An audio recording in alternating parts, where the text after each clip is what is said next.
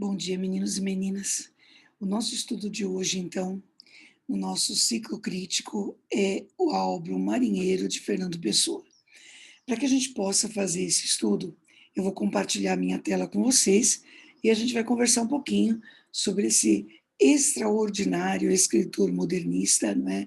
Esse grande poeta em língua portuguesa e que fez essa obra que intriga até hoje, não é? Com certeza há uma série de questionamentos acerca dela. O nosso objetivo não é esgotá-la, não é? Mas é apresentar aqui a vocês uma leitura possível, né? É mostrar a vocês como essa obra é rica e por que ela é tão rica assim, tá bom? Então, vou compartilhar aqui a minha tela com vocês, para que a gente possa conversar sobre esse texto, tá? Então, vamos lá. A obra de que nós estamos falando é esta, né? É O Marinheiro, que Fernando Pessoa chamou de drama estático em um quadro. Em um quadro porque tem um ato único, né? Um ato só. É curioso isso, né? Normalmente os dramas, as peças, elas têm, isso é parte do gênero dramático, né? Ela é dividida em atos, vários atos, e essa, ela é uma peça diferente, né? É o gênero dramático trabalhado de uma outra maneira, porque há um quadro só. Essa imagem que está aqui é a própria imagem, a única imagem, né? Que esse quadro traz. Nós temos as veladoras, né, essas três veladoras, né, e temos uma morta que está aqui sendo velada. Então, toda a cena, né, é em torno aí desse mesmo momento. E aí, para instigar vocês um pouquinho, eu coloquei aqui, para a gente começar essa reflexão, uma fala, né, da terceira veladora. Há um momento em que elas começam a contar sobre os seus sonhos, ou tentam fazer isso, uma tentativa de contar sobre isso e sobre si mesmas. E essa terceira veladora, ela fala o seguinte: tenho horror a de daqui a pouco vos ter já dito o que vou dizer. As minhas palavras presentes, mal eu as digo, pertencerão logo ao passado, ficarão fora de mim. Não sei onde, rígidas e fatais. Falo e penso nisso na minha garganta, e as minhas palavras parecem-me gente. Tenho um medo maior do que eu. Sinto na minha mão, não sei como, a chave de uma porta desconhecida, e todo eu sou um amuleto ou um sacrário que estivesse com consciência de si próprio. É por isto que me apavora ir, como por uma floresta escura, através do mistério de falar. E afinal, quem sabe se eu sou assim ou se é isto, sem dúvida, que sinto. A gente, num momento, muitas vezes meio irritado, não é? Quando lê isso aqui, pensa assim, nossa, né? Fala, fala e não diz nada, né? Até certo ponto, isso é verdade. Não existe nenhum conteúdo orgânico aqui, nenhum conteúdo concreto. Mas há algumas pistas, assim, extremamente importantes. Importantes para a gente entender por que esse drama é tão diferente. Veja que ela personifica as palavras, né? As palavras, elas saem de nós, e como ela mesma diz, parecem gente. Assusta a personagem dizer o que disse. Outra coisa, ela diz que quando ela fala alguma coisa, a partir do momento que ela falou, já ficou velho, né? Já está ultrapassado. Então, algumas reflexões metalinguísticas importantes aqui. Até que ponto a palavra nos traduz? Até que ponto aquilo que nós falamos é efetivamente aquilo que nós sentimos? E não é porque nós estamos mentindo, não. É porque é muito complicado, né? Traduzir tudo aquilo que se sente por meio de palavras, certo? Outra coisa, as palavras aqui, vocês vão perceber que elas são. É como se elas fossem a grande personagem. Né? O mais importante aqui é aquilo que é dito, não é quem diz, mas é aquilo que é dito.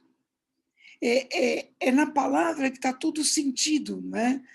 O possível sentido desse drama, né? Que é o conto marinheiro. Do mesmo modo que o marinheiro singra as águas, né, e sai navegando por aí, as palavras têm esse poder também. Até que ponto, então, quando as palavras são ditas, né, elas efetivamente permanecem? Então, uma série de perguntas assim, né, que vão sendo sugeridas nessa fala e que sugerem e que também mostram para a gente o caminho pelo qual esse drama ingente vai, né? E aí, quando eu falo em drama ingente, estou me referindo ao grande poeta Fernando Pessoa, né? Até que ponto esse nosso drama, né, consegue esclarecer totalmente todos os sentidos, por exemplo. Então, esse questionamento acerca da palavra não aparece só neste momento, mas vai aparecer aí em alguns momentos desse texto, tá? E aí, para a gente poder falar dessa peça, né, vamos lembrar de quem a gente está falando. Eu acho que esse talvez seja o primeiro passo mesmo, né?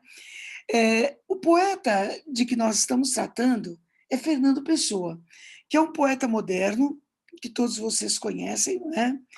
E é um poeta que tem como principal foco da poesia a questão da heteronímia. A gente sabe que a heteronímia, falar em heterônimo, não é a mesma coisa que falar em pseudônimo. Aliás, esse é o maior equívoco que a gente pode cometer, né? Os pseudônimos são nomes falsos.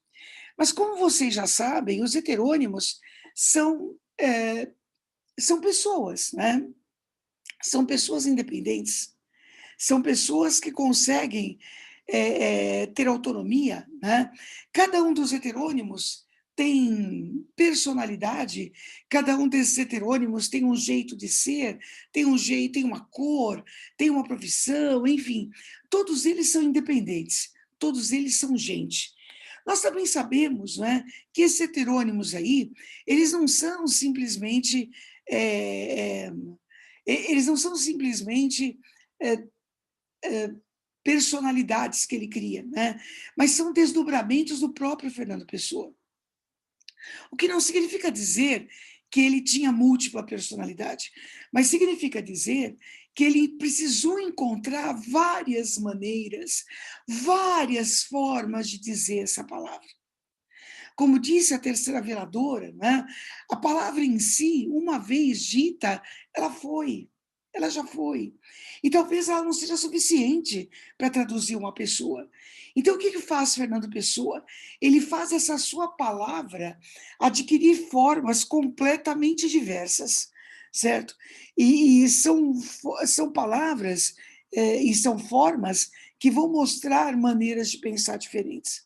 O conhecimento é amplo, a quantidade de pessoas que existem no mundo e de formas de pensar as coisas também é amplo, né?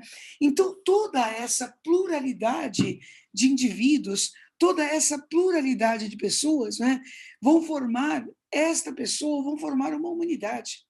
Essa imagem que eu coloquei aqui para vocês ao lado, né, ela é uma tentativa de traduzir isso que é Fernando Pessoa. Veja que nós temos uma pessoa diante de um labirinto, né? E esse labirinto é o mundo dentro e fora de si. Por meio dos heterônimos, Alberto Caeiro, Ricardo Reis, Álvaro de Campos, né?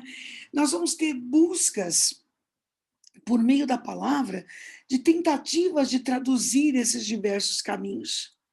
Acontece que no meio de todos esses caminhos existentes, né, o Fernando Pessoa original se perde. Esse eu que fala, até mesmo quando é Fernando Pessoa, não significa que seja o original, né? Mas esse eu que fala, com o nome de Fernando Pessoa, é mais uma tradução. É mais uma tradução desse poeta extraordinário. Então, por que eu estou dizendo isso a vocês? Porque boa parte da interpretação dessa peça se relaciona a isso. Gente, essa peça é de 1913. Segundo o Fernando Pessoa, os heterônimos eles vão começar a surgir depois. Eles vão começar a surgir em 14. Então, talvez, né, essa peça que é escrita originalmente em 13, quer dizer, ela é publicada pela primeira vez em 1915, mas ela é escrita antes, não é? Ela seja aí um delineamento, de alguma forma, né? Um delineamento disso que vai ser a obra de Fernando Pessoa dentro de si mesmo. Uma primeira apresentação. O marinheiro pode ser o marinheiro da história da veladora, né? Mas também pode ser esse poeta que veleja dentro de si mesmo, que navega por essas águas do mundo, não é? E encontra aí diversos caminhos para se expressar. Então, é só para vocês lembrarem de quem a gente está falando. Nós estamos falando de uma pessoa que é uma pessoa só, certo? Não se esqueçam disso. Mas nós estamos falando de uma pessoa, né, que se abre para o mundo desdobrada, né? Que se abre para o mundo de uma forma plural. Guardem bem isso aí na gaveta da memória de vocês, para vocês conseguirem interpretar melhor essa peça. Né? Outra coisa que eu quero mostrar para vocês. Numa das falas de Fernando Pessoa, não nessa peça, né, mas em sua obra, nós vamos encontrar isso aqui. O maior poeta da época moderna será o que tiver maior quantidade de sonho. Então, nós temos dois pontos importantes aqui, né, apresentados a vocês. Primeiro, essa lembrança, né? Essa lembrança a vocês de que Fernando Pessoa é um homem desdobrado. Esse é o primeiro ponto. Segundo, que nada é mais importante para Fernando Pessoa do que o sonho, do que a criação. Lembra-se disto? Navegar é preciso, viver não é preciso. Pois é. Esse viver automático, esse viver nosso de cada dia, esse viver que eu e vocês costumamos chamar de normal, não é? Esse viver não importa para Fernando Pessoa. O que importa para Fernando Pessoa é o que ele mesmo vai chamar de vida sonhada. Quanto mais um poeta sonhar, maior poeta ele é. Quanto mais mundos, não é? Esse poeta enveredar, mais criativo ele vai ser. Então, meninos e meninas, guardem isso aí também em vocês, para a gente entender esse texto com o qual nós estamos lidando. Bom, a primeira vez que esse texto foi publicado foi na revista Orfeu. E nós temos aqui a capa da revista Orfeu. Veja que esse texto, olha, aqui até o sumário da revista, vocês vão perceber que o marinheiro aparece aqui, né, como parte dessa publicação. Não é a única publicação do Pessoa nessa revista. Vai aparecer aqui também a Ode Triunfal, vai aparecer aqui também o Opiário de Álvaro de Campos. Mas, pelo que nós sabemos, esses textos foram colocados na revista porque eles precisavam terminar de preencher a revista, né? Sabe, meio que para ocupar espaço, não é? Mas não foi o caso do Marinheiro. E a gente percebe, já que não foi o caso, pela própria capa da revista. Quando a gente conhece o drama O Marinheiro, a gente percebe que esta imagem que está aqui, não é? Ela remete ao marinheiro, certo? Olha as velas, representando as veladoras. Aqui está o corpo entre as velas.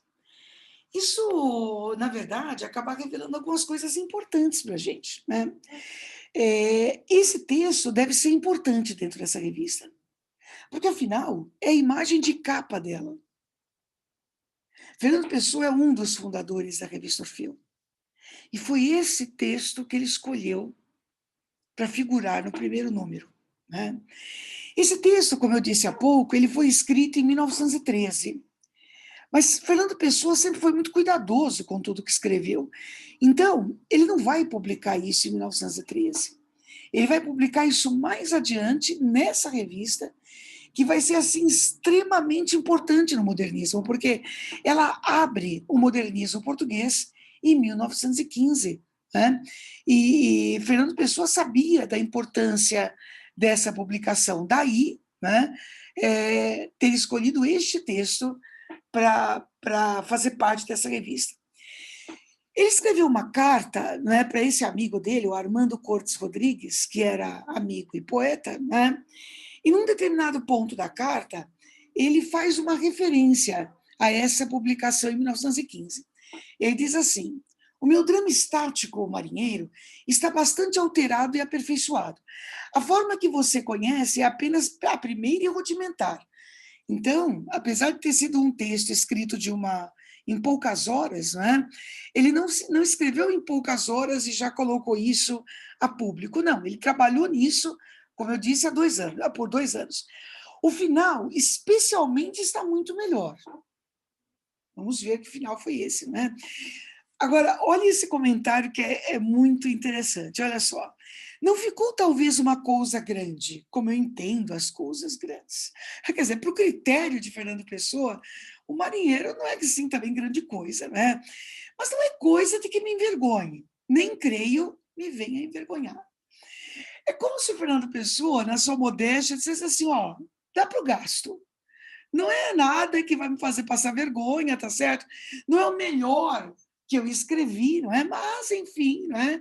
É aí um texto que tem a sua importância, um texto bem elaborado. Então, por que eu coloquei isso aqui? Para vocês entenderem essa coisa do trabalho que foi feito. A palavra para Fernando Pessoa nunca foi algo de imediato, sabe? Escreveu tá bom, né? Tudo sempre demandou muito trabalho, muito trabalho. E isso se relaciona ao respeito que esse poeta tem com essa forma de expressão que é justamente a palavra. Guardem isso aí também na gavetinha da memória de vocês, né? Bom, esse texto pertence ao gênero dramático, certo? Teatro, né? E como vocês sabem, teatro não tem narrador. O teatro tem as falas. Então, quem já leu O Marinheiro deve ter reparado que tem ali a primeira veladora, a segunda veladora, a terceira veladora, né? O diálogo é lá entre as moças e não existe ali um narrador que vai interferindo, né? O narrador existe no gênero narrativo. Isso aqui é teatro. O que o teatro tem é o que a gente chama de rubrica ou didascália. As rubricas ou didascálias são como se fossem explicações para que o diretor da peça saiba como é que ele tem que montar aquilo. Ou para que os atores que vão encená-la saibam o que tem que fazer. Basicamente, é esse o objetivo, né? Agora, quem já conhece um pouquinho de Fernando Pessoa sabe que quando a gente fala de Fernando Pessoa, nunca é só isso. Nunca é, não tem como, né? A didascália que deveria ser só uma notação de cena, só alguma coisa, ó, faça isso, faça aquilo, entra desse jeito, bota aquela roupa, vira de lado, enfim, né? Acaba trazendo aí uma série de elementos que vão ajudar a entender o que esse texto é, certo? A primeira coisa que o Fernando Pessoa diz é isso. O Marinheiro é um drama estático em um quadro. Então, em um quadro, como eu já disse a vocês, é um ato só. Agora, essa expressão drama estático, ela é contraditória por natureza. A peça, o drama, né, o gênero dramático, ele demanda ação. E ele já está avisando você que se você está lendo isso aqui buscando ação, é melhor você buscar outra coisa. Porque a ação aqui não existe. Não existe. A ação, ela não se passa do jeito que a gente entende a ação. Porque, como eu sempre digo, em Fernando Pessoa, nunca as coisas são do jeito que a gente espera, né? Quando você imagina uma ação, você pensa numa coisa acontecendo depois da outra, aí acontece isso, depois acontece aquilo, aí tem um suspensezinho. Aqui não é nada disso. Nada disso. O que nós temos é uma conversa. É uma conversa que também não vai ter revelações bombásticas. sabe? Que vão fazer a gente ficar intrigado, né? Com um suspense, nada disso. São 3 pessoas que estão velando uma morta. E aí nós temos a conversa dessas 3 pessoas. E aí, como didascália, Fernando Pessoa escreve o seguinte, observe isso. Um quarto que é sem dúvida num castelo antigo. Do quarto, vê-se que é circular. Ao centro ergue-se sobre uma mesa um caixão com uma donzela de branco. 4 tochas aos cantos. À direita, quase em frente a quem imagina o quarto, há uma única janela, alta e estreita, dando para onde só se vê, entre 2 montes longínquos, um pequeno espaço de mar. Do lado da janela, velam 3 donzelas. A primeira está sentada em frente à janela, de costas, contra a tocha de cima da direita. As outras 2 estão sentadas, uma de cada lado da janela. Então, olha só, então vamos lá. Uma está sentada em frente à janela, de costas, contra a tocha de cima da direita. As outras estão sentadas, uma de cada lado da janela. À noite, é noite, e há como que um resto vago de luar. Então, vamos lá, né? Primeiro, nós estamos num castelo, na torre de um castelo antigo. Essa ideia do antigo, veja que nós temos alguns símbolos que vão aparecer aqui, vão ser desenvolvidos ao longo do texto, né? O que vai se contar aqui, se é que a gente pode falar em contar, né? É algo tão antigo quanto o homem. Esse é o primeiro ponto. E o ambiente é antigo, remontando a essa antiguidade. Nós temos 4 velas, 4 tochas aos cantos. Aos cantos, curiosamente, num quarto que é circular. Espera aí. Círculo não tem canto? Não tem. Então, são cantos que não são cantos, certo? Lembra que o círculo, né? O círculo é aquela figura geométrica que não tem começo nem tem fim. Então, a gente está assim, num espaço que é circular. Num espaço que não tem começo, não tem fim. Como a viagem do marinheiro. Como a vida da gente, talvez. 4, a gente sabe que na cabala judaica é o número da terra.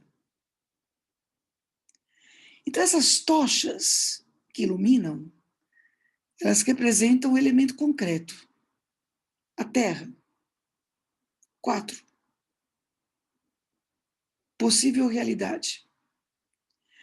Possível realidade num quarto circular em cantos que não existem. Então, até que ponto a realidade, como nós a chamamos, efetivamente existe? 3, por sua vez, é o número de Deus. Lembre que Deus é representado pela Trindade. Então, essas 3 veladoras vão dizer coisas que estão muito mais ligadas à espiritualidade, muito mais ligadas ao aspecto imaterial da nossa vida, se vocês quiserem colocar assim, do que a essa realidade objetiva, certo? Outra coisa, esse quarto tem uma janela, né? Então, nós temos uma que está sentada em frente à janela, e nós temos as outras 2 que estão ao lado, uma de um lado, outra do outro, da janela. Uma olha a janela de frente, as outras estão do lado. E por essa janela se vê o mar. Em determinado momento, elas falam até dos montes, né, que estão além do mar. O fato é que, além da janela, a visão que se apresenta é muito mais ampla do que a que está dentro daquele quarto. Então, a sensação que a gente tem aqui, ou a visão que nós temos aqui, é de uma janela que dá para o mundo. E esse mundo, por sua vez, tem como primeiro visual não a terra, o mar. Nós sabemos o quanto o mar é caro aos portugueses, certo? É lógico que não dá para associar, não dá para imaginar os portugueses, e a partir do momento que você coloca o mar associado, é lógico que a primeira coisa que vem à nossa mente são as grandes navegações. E tem a ver, claro que tem. Tem a ver com um Portugal que se expande por mar, mas tem a ver com a alma que, além da janela, se perde no infinito. O ambiente também é misterioso, né? Vocês vão perceber que a ação, eu sempre coloco muito entre aspas, porque a ação não existe, né? O drama é estático, não é? Mas o que acontece aqui acontece de madrugada. Então nós temos, num ambiente escuro inicialmente, vai se passar a madrugada e vai terminar o amanhecer, quer dizer, existe um tempo aí, né? Um tempo, enfim, possível de ser mensurado, né? Acontece de noite, não é? Mais especificamente na madrugada, e termina ao amanhecer. Ou seja, a didascália, ela nos coloca num espaço que, ao mesmo tempo que é material, é imaterial, né? Como quase tudo em Fernando Pessoa. Nós estamos num ambiente que é misterioso. Afinal, a gente está falando de um espaço que tem meia luz, não é? Um espaço muito pouco objetivo, tá certo? Mas um espaço que cria, assim, um ambiente onde essa história vai acontecer. De qualquer maneira, tudo é muito indefinido. Tudo é muito indefinido. Ah, sem contar que existe uma morta, que a gente vai perceber, pelo menos durante o texto, talvez essa morta, afinal, essas veladoras estão lá, ela deve ter alguma relação com essas mulheres, mas em nenhum momento o texto diz qual é. Ele sugere algumas coisas, mas dizer assim, não é. O que nós temos são 3 veladoras e no meio, né, nós temos ali uma mulher morta. Essas veladoras velam, vigiam, certo? Detalhe, a peça termina e o enterro não sai. Porque a gente tem essa cena, e só essa cena. Então, essa imprecisão toda que está na didascália, né, ela só vai se confirmar ao longo do texto. E esses símbolos todos, que eu só mencionei aqui, né, vão ser, de alguma forma, desenvolvidos em seguida. É justamente por isso, né, que eu chamei isso aqui que a gente vai fazer, do marinheiro, de uma leitura reflexiva. É isso. Nós vamos, então, viajar por essas palavras aí de Fernando Pessoa e vamos ver quais são as ideias, quais são as reflexões em que ele nos coloca, não é? Primeira informação importante que é legal vocês terem. Essa história do drama estático, não é? Ela não nasce com Fernando Pessoa, certo? O modelo de drama estático é de Maurice Maeterlinck, né, numa obra chamada Os Egos, em 1890. Né? E segundo o que se afirma sobre esse tipo de teatro, fica claro que ali a ação é pouco importante. Na verdade, o que os personagens dizem é importante. Portanto, o importante é a palavra em si. O importante é a fala, não é quem fala. E não é a ação que vai ser desenvolvida, mesmo porque não vai ser desenvolvida ação nenhuma. O fato desse texto de Fernando Pessoa ser tão sugestivo, e muito, muito pouco objetivo, e muito sugestivo, literariamente falando, nos lembra o simbolismo. Né? E, na verdade, é muito isso mesmo. Esse texto é uma espécie de texto que vai transitar do simbolismo para o modernismo. Por quê? Você se lembra dos ismos europeus, né? Cubismo, futurismo, enfim, muito bem. Existe um ismo que foi criado por Fernando Pessoa, né? E que vai ser desenvolvido aqui em Portugal, mas não vai pegar no resto da Europa, mas vai aparecer nessa peça que é o que a gente chama de paulismo, né? Que vem de Paul, que é o pântano, tá certo? Esse paulismo nada mais é, ou paulismo, né? Nada mais é do que esse sensacionismo. Então, o texto que vai aparecer aqui, como já foi sugerido na didascália, é um conjunto de sensações, né? É um conjunto de ideias, tá certo? Daí ele ter optado pelo drama estático, não pelo drama tradicional, afinal, o que ele quer veicular aqui são ideias, né? E ele vai fazer isso por meio da fala das personagens. Na verdade, o próprio Fernando Pessoa vai chamar isso aqui de poema dramático, ou seja, isso aqui não foi feito para ser encenado. A ideia não era essa, né? Isso foi feito para ser lido. Não se esqueçam de que isso foi publicado por Fernando Pessoa numa revista. Ele não pegou o texto e ofereceu para uma companhia de teatro montar, né? Mas ele publicou isso numa revista. Então, o que ele esperava que as pessoas fizessem era justamente ler aquilo que estava lá. Outra coisa importante, nós vamos perceber que essas personagens, elas vão falando uma depois das outras, né? E a dado momento que você tem dificuldade de distinguir o que é exatamente a fala de uma e o que exatamente é a fala da outra. Ou seja, as falas, elas vão como se fosse um conjunto, como se fosse uma coisa só. Isso nos leva a perceber que o drama que vai aparecer aqui, como já dito, não de ações, mas de reflexões, está na mente humana. Essa reflexão é que vai ser importante, né? Agora, mesmo não sendo, olha, vejam as contradições do nosso poeta, né?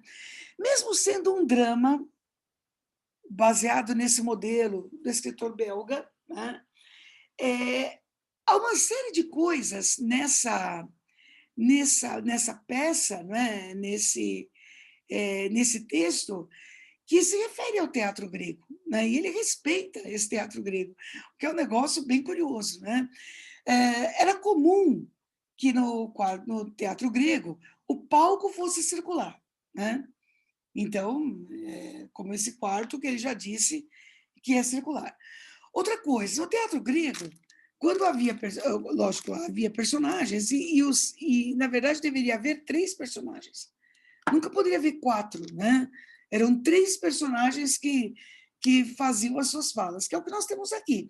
A quarta personagem é uma morta, portanto, ela não participa desta cena, certo?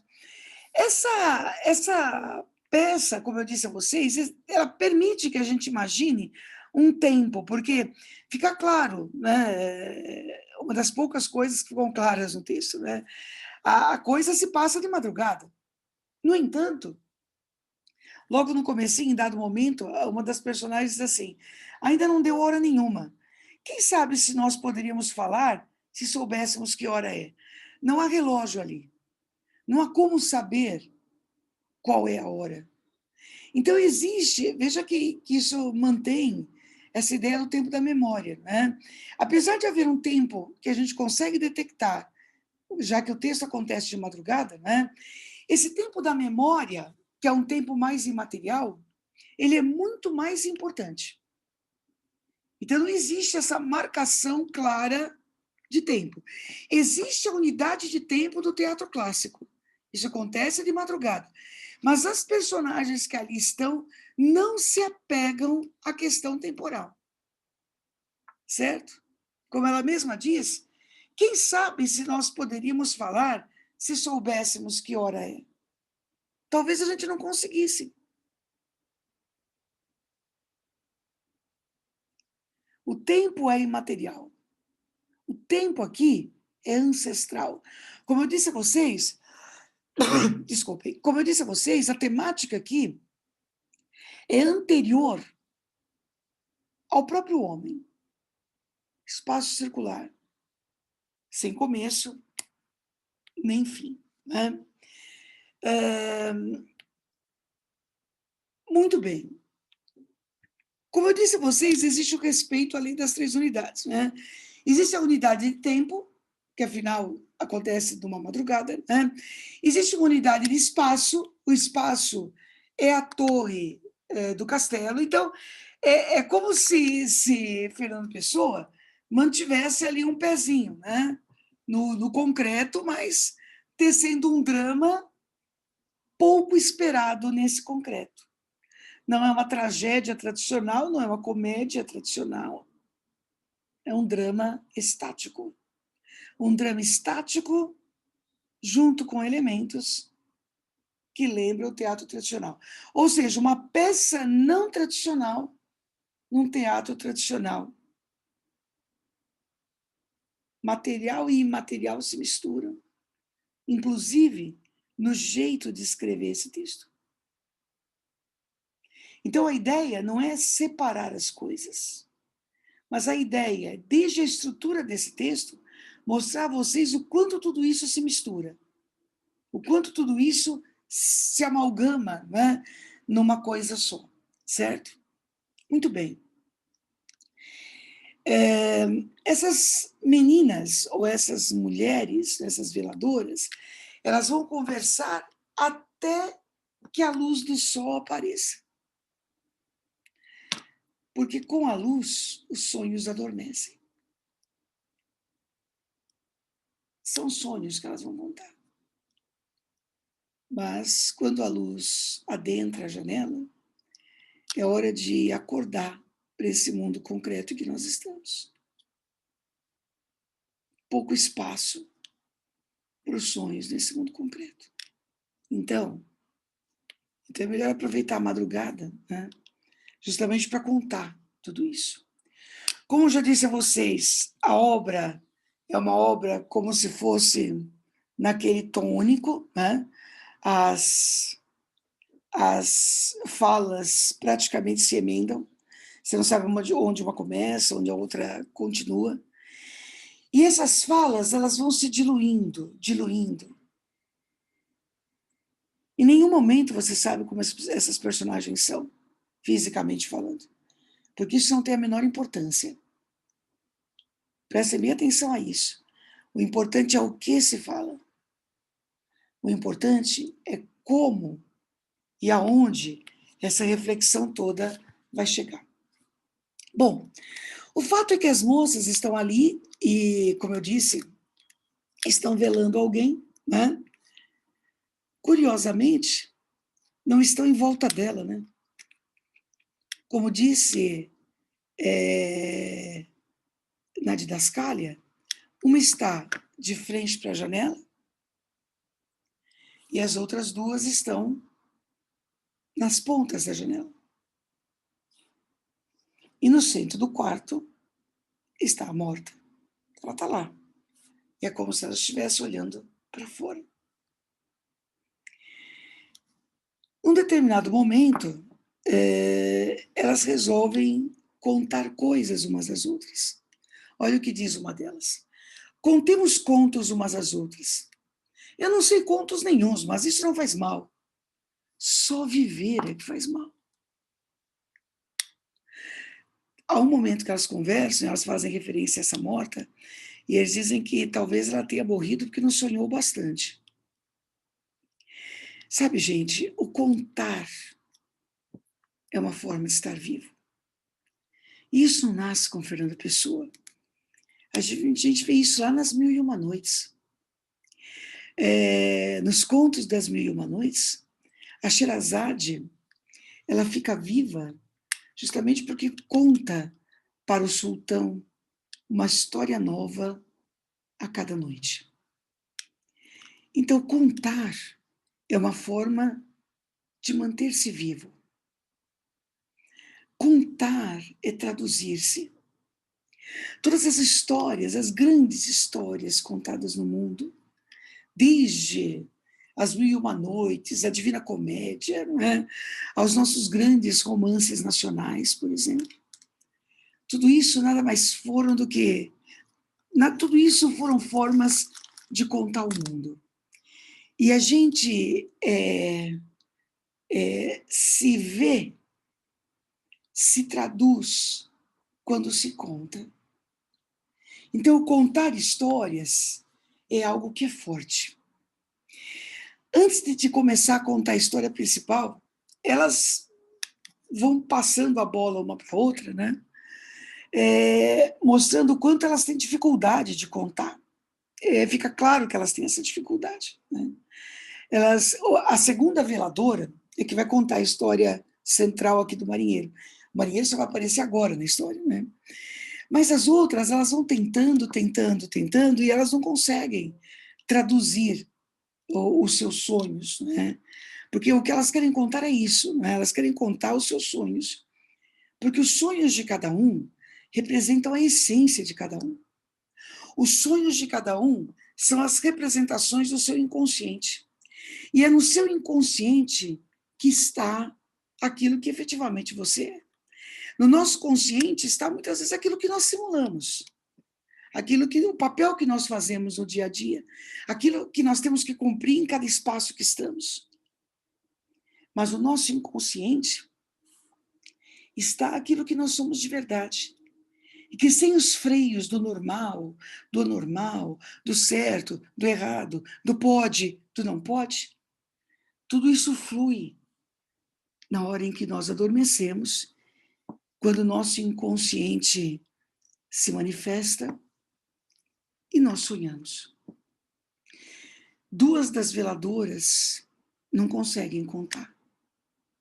Você percebe que existe uma angústia muito grande em contar, mas é uma dificuldade muito grande de dizer isso. Agora, a segunda veladora, enquanto ela está contando, uma das outras diz assim, deixa falar, porque o que ela basicamente diz é que ela fala como as sereias. Vocês conhecem a história do canto da sereia? O canto da sereia é muito sedutor, né? Os navegadores tinham muito medo de ouvir o canto da sereia, porque isso os carregaria para o fundo das águas. Isso significa que a história que essa segunda veladora vai contar é uma história, assim, que seduz, como todas as grandes histórias. É uma história reveladora, como todas as grandes histórias. E é uma história muito bem contada, porque ela aprendeu as palavras com as sereias. E que história é essa? Bom, ela vai contar a história de um marinheiro. E aí eu coloquei o comecinho dessa história, para vocês terem uma ideia disso nas palavras do nosso poeta, né? Sonhava de um marinheiro como se houvesse perdido numa ilha longínqua.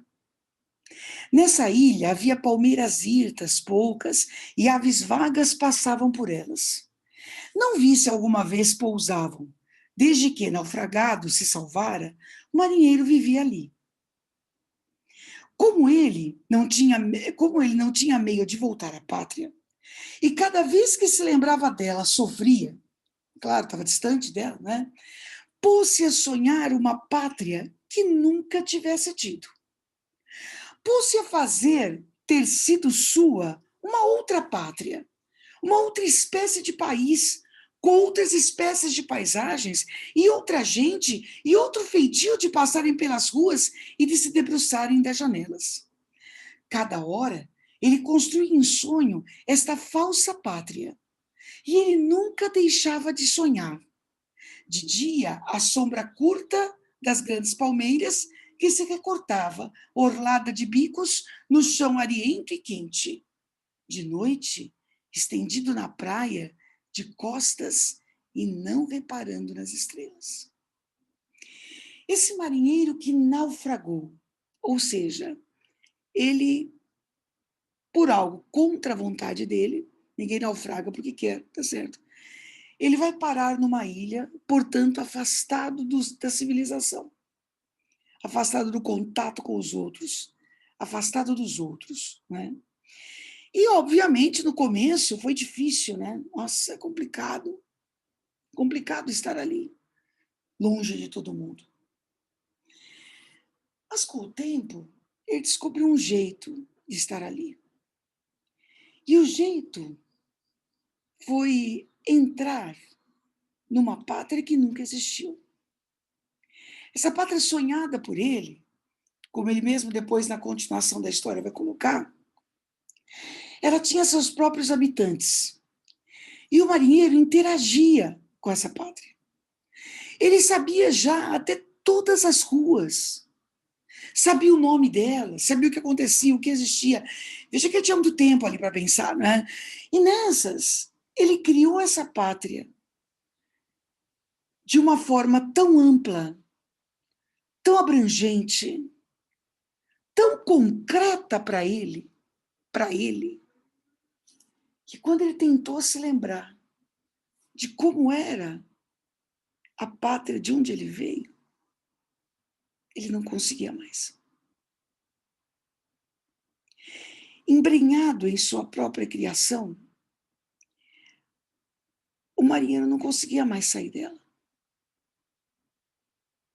Ele, no meio dessa nova pátria, com outras pessoas, com outros espaços, com outras coisas. Bom, quando a gente conhece Fernando Pessoa, né, a gente imagina, num primeiro momento, que esse marinheiro que naufragou nesse espaço, nessa ilha, e a partir daí criou esse mundo com outras pessoas, com outros seres. Ora, gente, não tem como não fazer referência à heteronímia. A gente pode imaginar o poeta mergulhado em si mesmo. Quem sabe as três veladoras não são os heterônimos principais, né, gente? Ricardo Reis, Álvaro de Campos, Alberto Caeiro. E o corpo que está ali no meio, morto, do próprio Fernando Pessoa. O marinheiro que não sabia mais de onde tinha vindo, o marinheiro que singrou os mares da imaginação, por um lado é o nosso poeta. É o nosso poeta que, além mar, além daquelas montanhas vistas pelas veladoras, desdobramentos da própria morta,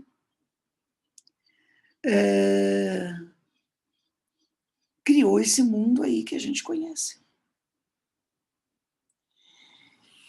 Essa é uma leitura possível? Essa é uma leitura possível. O curioso é que num dado momento que essa veladora está contando, ela faz referência ao fato de ela estar contando, e ela diz assim, eu estou contando e são três a escutar. Três? Peraí, não são três que estão conversando? Se uma está contando, quem está escutando são as outras. E nessa hora ela olha para a morta. Ou seja, será que essa morta está morta mesmo?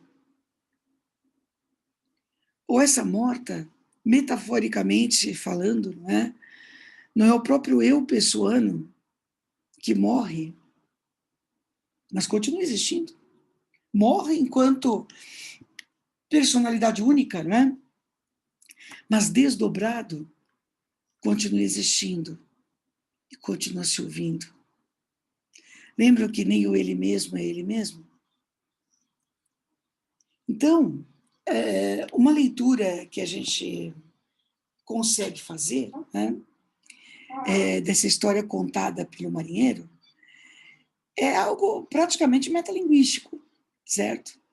É o Fernando Pessoa que está começando a criar essa humanidade toda, e quando vão surgir depois esses heterônimos principais. Mas há alguns comentários que também chamam a atenção da gente para uma outra interpretação que não exclui essa. Uma das veladoras, ao olhar a morta, chega a dizer isso aqui: todo este país é muito triste.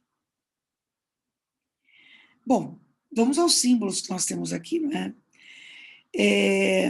O mar, por onde Portugal se expandiu, né? E onde Portugal conseguiu por meio dele, Portugal conseguiu a sua glória no século XVI. País que uniu os dois polos da Terra. Portugal, no começo do século XX, né, ele está passando assim por uma crise bastante grande, né, politicamente falando.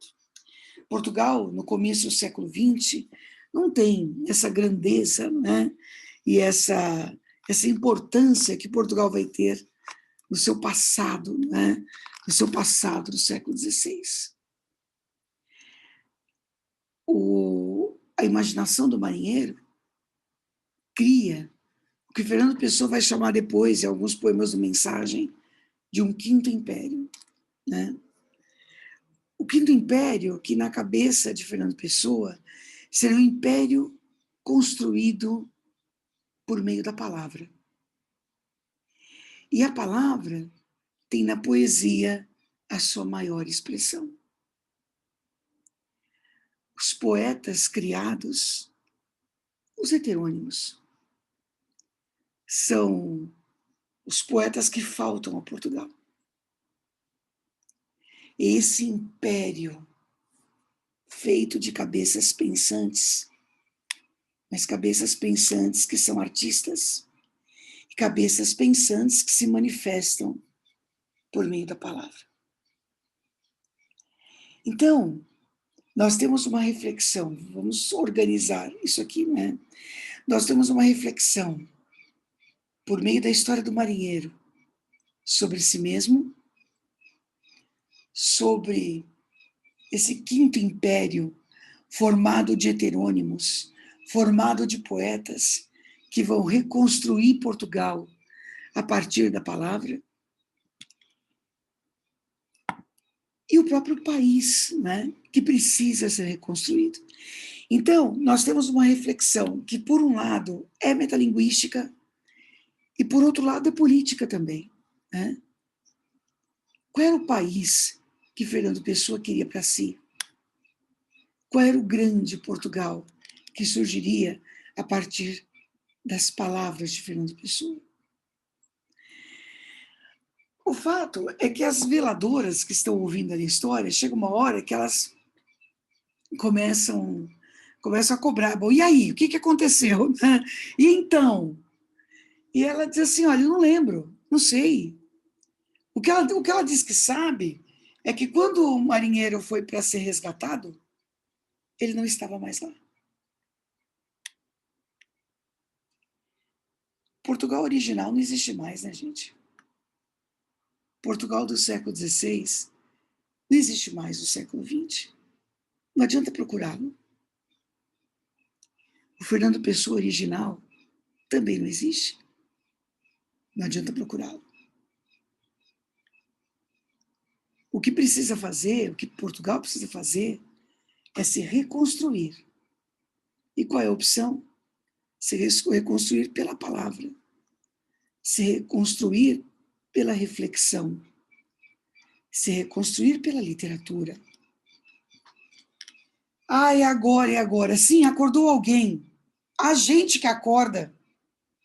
Quando entrar alguém, tudo isso acabará. Porque é assim, né? Quando a gente está assim, sonhando, quando a gente está assim no outro plano, e acende-se a luz, o sonho se esvai. Então, o papel da mente, o papel da criação, é reter isso dentro da gente. E quem sabe isso se tornar aí um grande motivador, né? Pois é, poderia parar por aí, né? Poderia acabar por aí, mas a gente está lidando com o Fernando Pessoa, né? E é lógico que não acabaria por aí. Envolvidas, pelo que contou a segunda veladora, as nossas personagens, as demais veladoras, né, começam a perguntar se elas mesmas existem. Ou seja, será que esse marinheiro existiu mesmo? O começo da pergunta é por aí, né? Mas ele existiu? Foram lá buscar, não estava mais lá? Será que ele existiu mesmo? Será que a gente existe? Aí você fala, nossa, pronto, piraram, né? Aí, então, mas aí elas começam a falar as coisas, né? Que deixam a gente mais intrigado ainda. Uma delas é essa. Quem é a quinta pessoa neste quarto? Peraí, eram quatro, né? Três veladoras e uma morta. Quem é a quinta pessoa neste quarto que estende o braço e nos interrompe sempre que vamos sentir? Quem é que nos faz continuar falando? Que estranha que me sinto. Parece-me já não ter a minha voz. Parte de mim adormeceu e ficou a ver. Então elas sentem a presença de uma quinta pessoa. E essa quinta pessoa é como se ela estivesse ali, sabe? Soprando coisas na cabeça delas, no ouvido, e fazendo com que elas falassem, e fazendo com que elas sentissem. Quem é a quinta pessoa? Há um outro poema do Fernando Pessoa, em que ele diz assim, quem é que garante que eu não sou agora o sonho que alguém está sonhando? Vejam, a veladora contou a história de um marinheiro, ficcional. Ficcional. Mas essa história, contada por alguém que aprendeu as palavras com as sereias, envolveu aquelas veladoras. Em um determinado momento, ao ouvir aquela história, elas passaram a questionar a própria existência. Elas passaram a pensar, então, será que comigo não é a mesma coisa que com o marinheiro? Vocês conseguem imaginar que vocês têm aqui uma espécie de matriosca, não é? Sabe aquelas bonequinhas russas, sabe? Uma dentro da outra, dentro da outra. Você tem uma história, que é um drama estático. Dentro dessa história, uma das veladoras vai contar uma história. Então, nós temos uma história dentro da história. E essa história contada pelas veladoras vai gerar mudanças na visão de mundo que essas veladoras têm de si mesmo, a ponto delas começarem a contar a própria história, ou delas quererem entender a própria história, delas querem saber que voz é essa que sai da boca de cada uma e parece controlada por uma quinta pessoa. A gente adoraria ter respostas, mas Fernando Pessoa, como grande autor que é, como artista extraordinário que ele é, sabe o que ele faz? Perguntas. Porque ele sabe que cada um de nós é que tem que dar as respostas. O teatro da vida em que a gente está é nosso. É o teatro que a gente monta. É o teatro em que você é autor e personagem. Qual é o plano? Qual é o plano? Nem rei, nem lei, nem paz, nem guerra definem o perfil e o ser deste fulgor baço da terra, que é Portugal a estremecer. Brilho sem luz e sem arder, como que o fogo fato encerra. Ninguém sabe que coisa quer. Ninguém conhece que alma tem. Nem o que é mal, nem o que é bem. Que ânsia distante perto chora. Tudo é incerto e verdadeiro.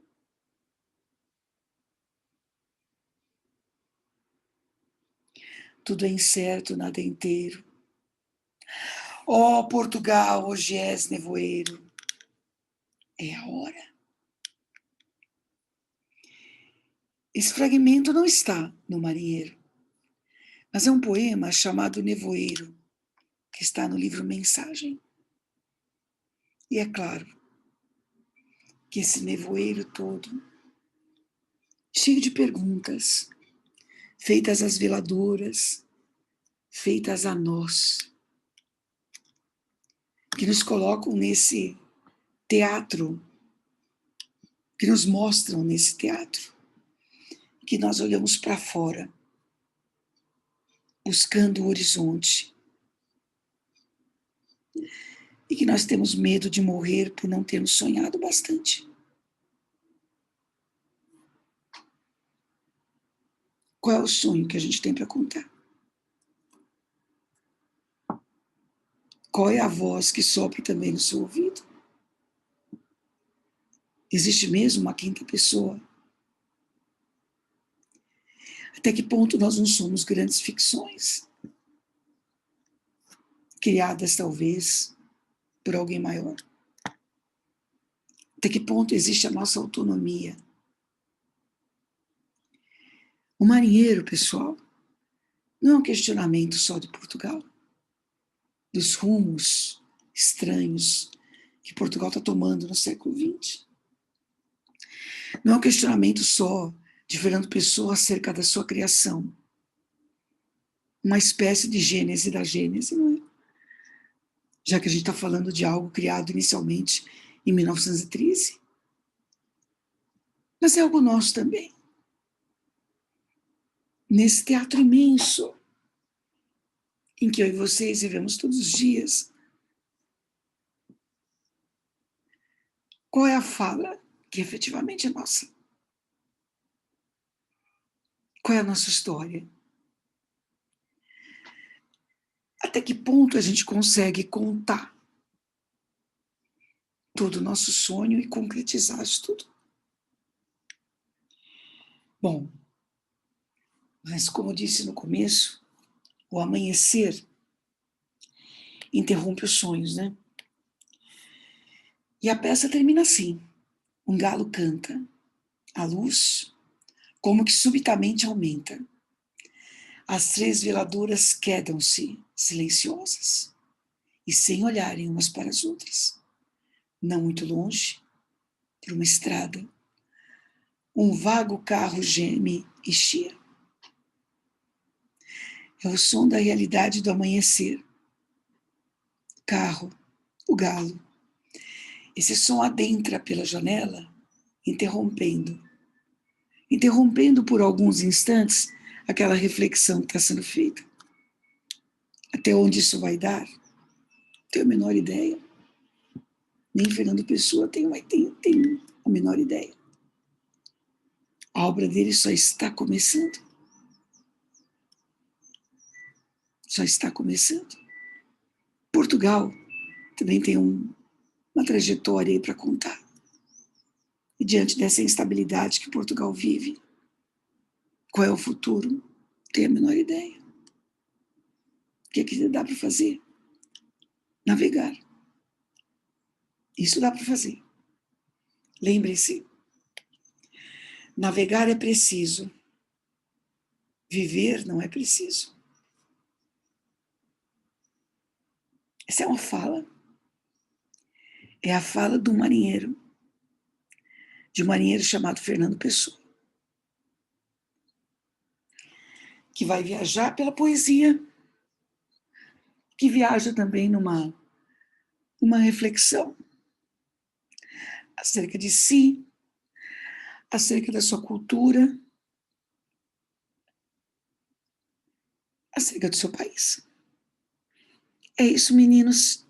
Qualquer dúvida que vocês tiverem, vocês sabem, é só entrar em contato que a gente conversa, tá bom? Muitas reflexões para vocês. Eu espero que elas fiquem, não é?